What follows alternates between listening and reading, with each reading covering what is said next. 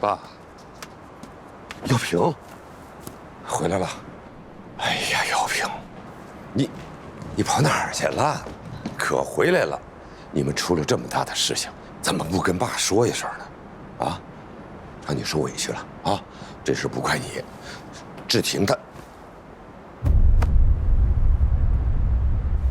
爸，您别说了，不是志婷，是我的错，是我对不起志婷。邢小平，你别瞎说。我出轨了。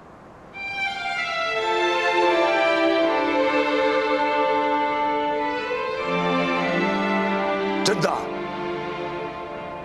真的是我，跟志婷没关系。对不起。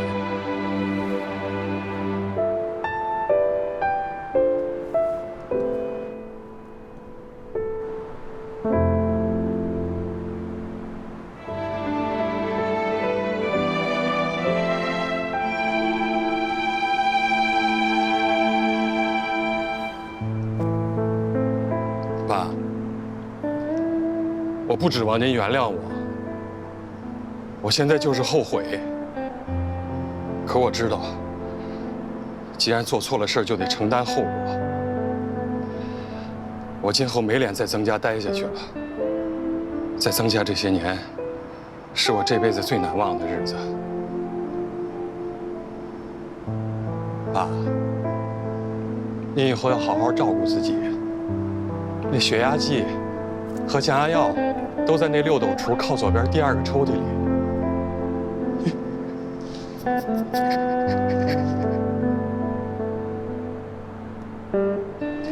您一定记得按时测血压，按时吃药。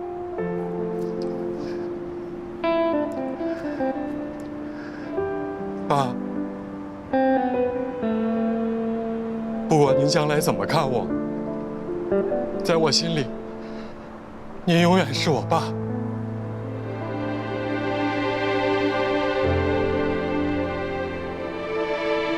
您多保重。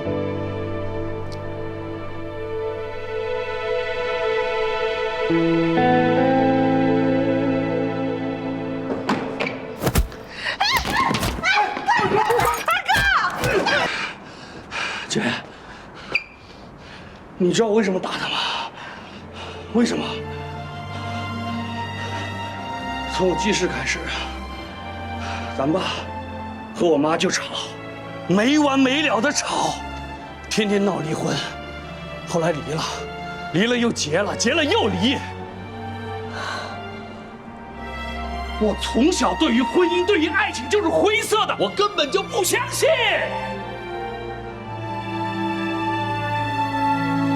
大姐夫娶了你，我看着你们那么幸福，我告诉我自己，你看曾志东，原来这个世界上真的有幸福美满的家庭。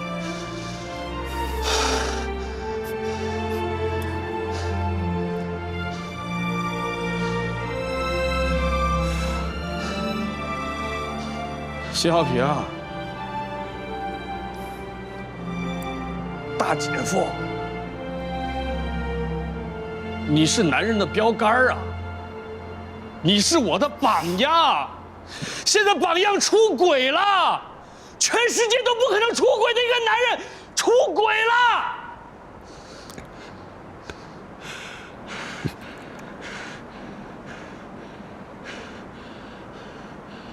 我看心理医生看了很多回了，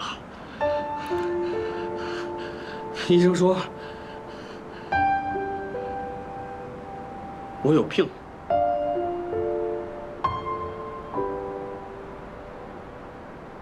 严重的心理疾病。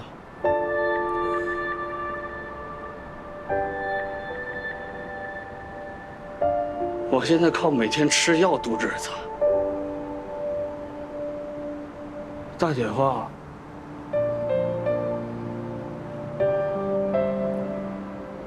我的天塌了，真塌了！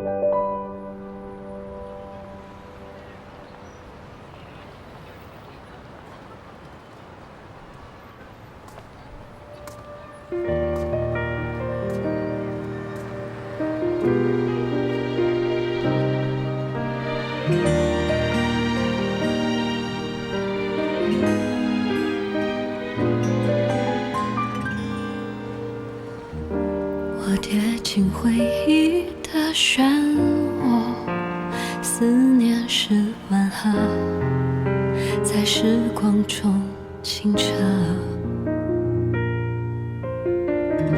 有一种温暖的守候，陪伴在左右，像月亮陪着星宿。回忆里苦辣悲喜酿成一杯酒，余生里岁月迁徙，一起往前走。走过春夏秋冬季节的变化，我们也在慢慢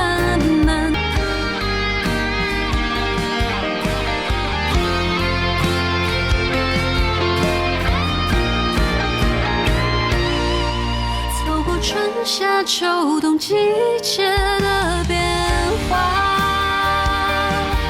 我们也在慢慢地长大。我终于懂得从前没懂的话，字句都是牵挂。无论走多远，记得回家。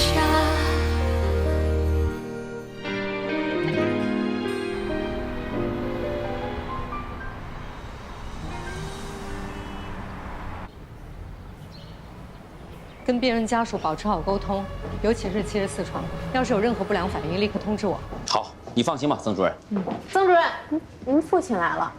我父亲一大早就来了。我说您在开会，他说等着你在您办公室。行，那我先去了。行，我也先走了，曾主任。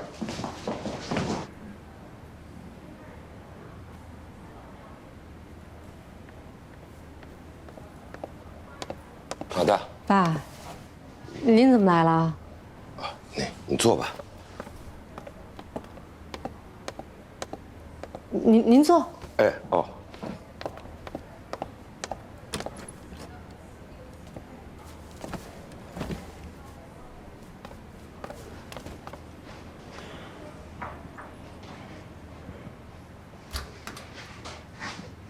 您喝水吗？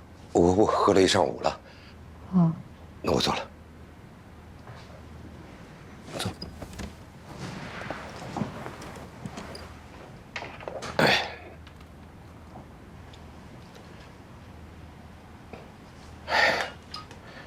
你说30多年了，头一回这样。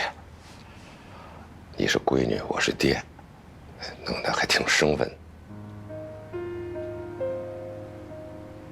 哦。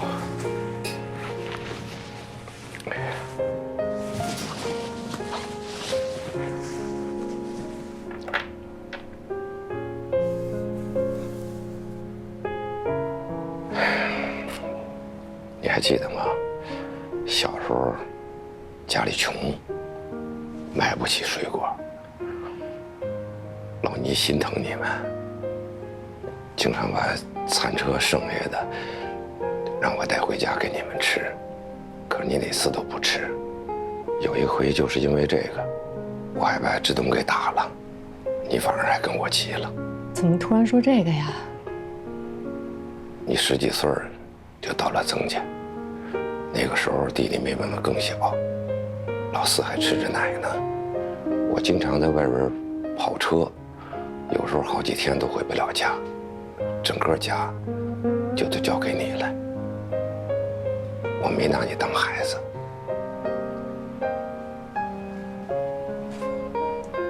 那个时候家里条件也不行，啊，孩子都负担重，光学费就压得我喘不过气来。我把能挣到的钱都搁你那儿，弟弟妹妹们的衣食住行，包括学习，都由你来安排。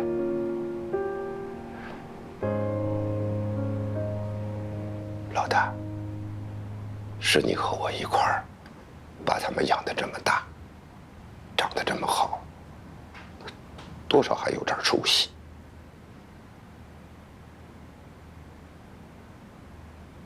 他们嘴上不说，但他们心里是拿你当母亲一样的敬重。就是因为我没有文化，我觉得这些事情都挺正常，不但不够关心你，还总给你派活，增加压力。现在回头想起来，我是一个非常不合格的父亲，尤其是在药瓶的这件事上，头一个就是我错怪了你。他也没有心了。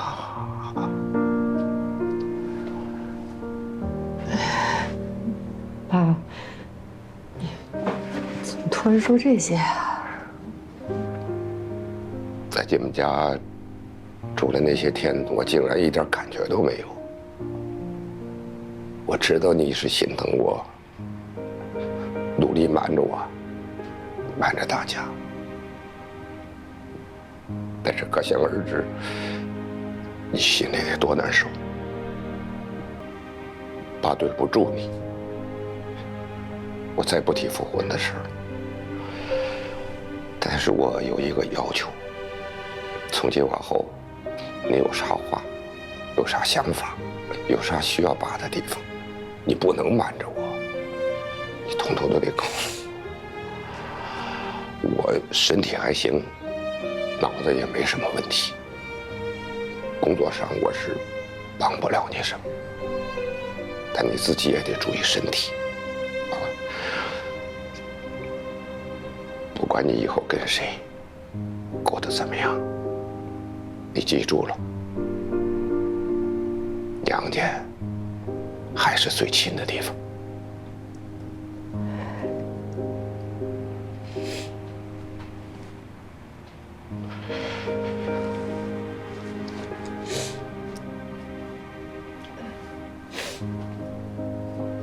说完了。说完了。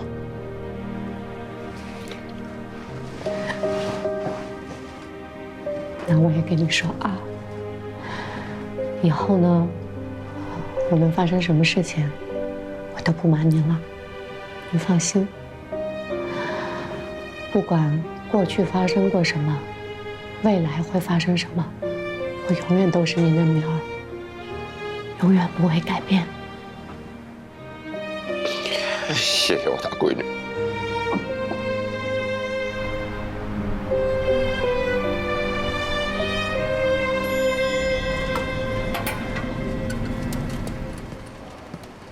小景主任是我的好朋友，也是我们院里最年轻的主任了，平时比我还忙。比你还忙？那得忙成啥样了？那得心病的人更多。是啊，好几天都没约上，趁午饭的时间跟他聊几句。那可太好了。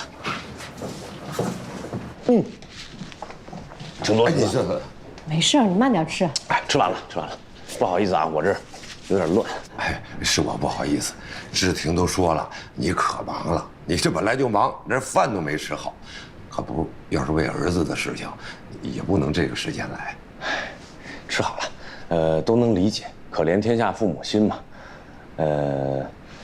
曾姐是我师姐，照顾我很多年了，您就叫我小景就行。好，小景主任。哎，哎，我递的那个资料我都发你信息里了，看了吧？看了。他本人今天没来吧？这不太方便吧？你看我就说吧，有啥不方便的呢？看病又不是什么丢人的事儿，你没有病谁找大夫啊？是不是？哎，老爷子，您先别急，我的意思不是说非得本人来，那有的人啊，他要有抵触情绪，来了反而有反作用。我刚才就是想说，要是本人在，很多事情就方便当面了解一下情况。像我了解，我儿子的情况我全都清楚。你问到的，我知道的我都说。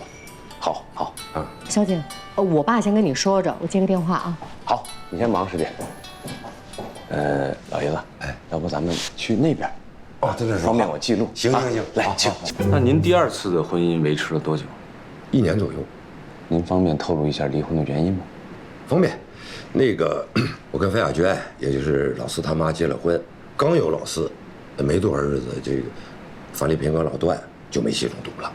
老段当时就没了，那个范丽萍还抢救了几天，没剩几口气儿的时候，他就把孩子托付给了我。托付给您了？哦，嗨，这我跟樊萍怎么说呢？啊，说白了，有时候关系就跟兄妹一样，啊，他也是，家里老人都没了，就把孩子托付给了我，我也没多想，就把这个事给应下来了。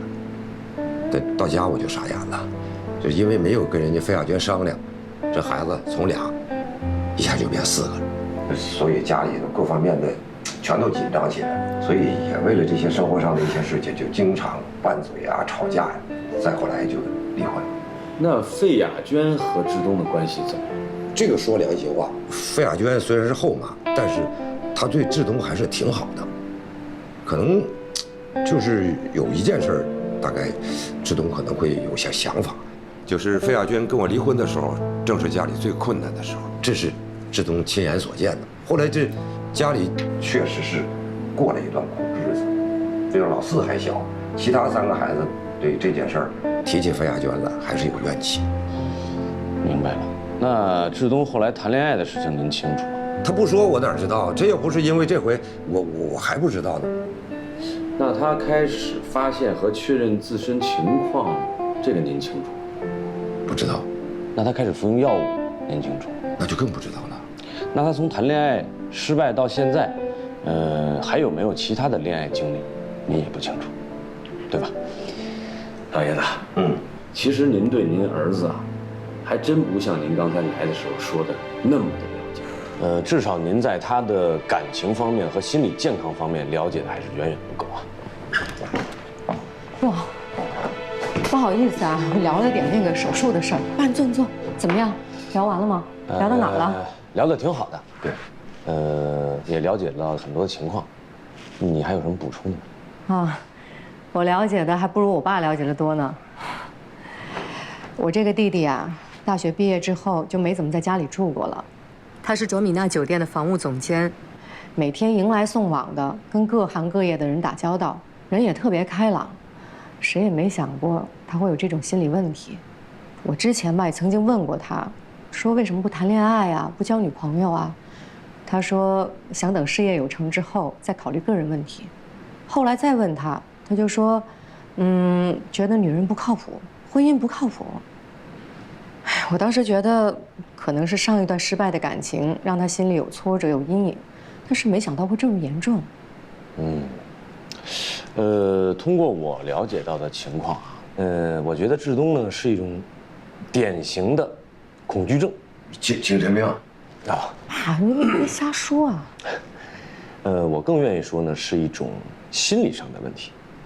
所谓的恐惧症呢，是患者对于特定的对象或者处境而产生的一种不必要的极端的心理上的恐惧。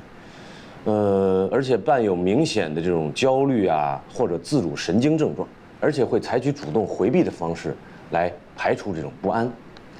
患者明明知道这种情绪是不合理、不必要的，但是却无法控制，因而导致影响了正常的活动。具体到志东来说呢，由于幼年和少年时期对于婚姻和家庭有着一种极端的体验和理解，导致成年以后不敢面对感情。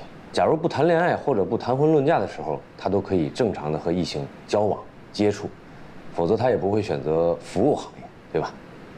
但是，一旦谈及感情、恋爱、婚姻，或者要面对曾经有过的感情纠葛的女性的时候，或者是有女性向他表白的时候，他就会产生一种焦虑、胸闷、急躁、暴躁、紧张这种综合的症状。